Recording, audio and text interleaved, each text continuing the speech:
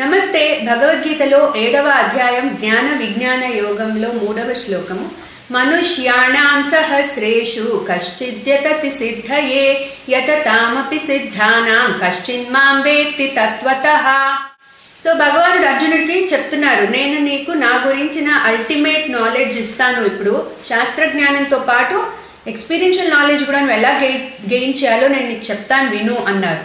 ఇది చాలా ultimate knowledge అని ఆయనే చెప్తున్నారు. ఎందుకంటే ఇది తెలుసుకున్నాక ఇంకేమీ తెలుసుకోవడానికి నీకు లేదు. You will become one with me అని చెప్తున్నారు. సో ఎందుకు ఇదంత అల్టిమేట్ నాలెడ్జో ఈ శ్లోకంలో చెప్తున్నారు. మనుష్యాణం సహస్రేషు కశ్చిద్యతతి సిద్ధయే. సో 1000 కోట్ల మనుషులలో ఎవరో ఒక్కళ్ళు భగవంతుడి గురించి తెలుసుకోవడానికి ప్రయత్నం చేస్తారట. సో మనుష్యాణం సహస్రేషు కశ్చిద్యతతి సిద్ధయే. ఇక్కడ సిద్ధి అంటే ఆయన గురించి తెలుసుకోవడమే ఒక సిద్ధి అని చెప్తున్నారు. తెలుసుకోవాలి అనే కోరిక కలగడం కూడా ఒక సిద్ధి అంటున్నారు, తెలుసుకోవడం తర్వాత. సో అట్లా కోరిక కలిగిన వాళ్ళు కూడా మనుష్యాణం సహస్రేషు కశ్చిద్యతతి సిద్ధయే యతతామపి సిద్ధానాం కశ్చిన్మాం వేత్తి తత్వతః.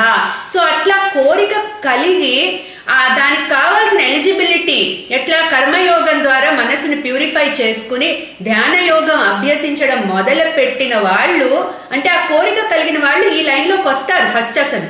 సో అట్లా వచ్చిన వాళ్ళు కూడా ఎవరో ఒక్కళ్ళే నన్ను తెలుసుకోగలుగుతున్నారు. కశ్చిన్మాం వేత్తి తత్వతః, నా తత్వాన్ని నన్ను ఎవరో ఒక్కళ్ళే తెలుసుకోగలుగుతారు. సో ఇన్ని కోట్ల జనాలలో ఎవరో ఒక్కళ్ళు నా గురించి తెలుసుకోవాలని అనుకుంటున్నారు.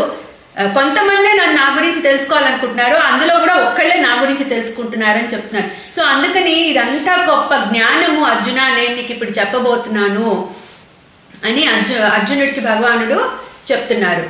ఇప్పుడు ఇక్కడి నుంచి ఇంకా ఆయన తత్వం ఎట్లా ఉంటుందో, ఆయన స్వరూపం ఎట్లా ఉంటుందో, ఆయనే ఈ ప్రపంచం మొత్తానికి ఆధారము కారణము అని చెప్పబోతున్నారు. అవి వచ్చే శ్లోకాల్లో చూద్దాము. క్లీం కృష్ణాయ నమః.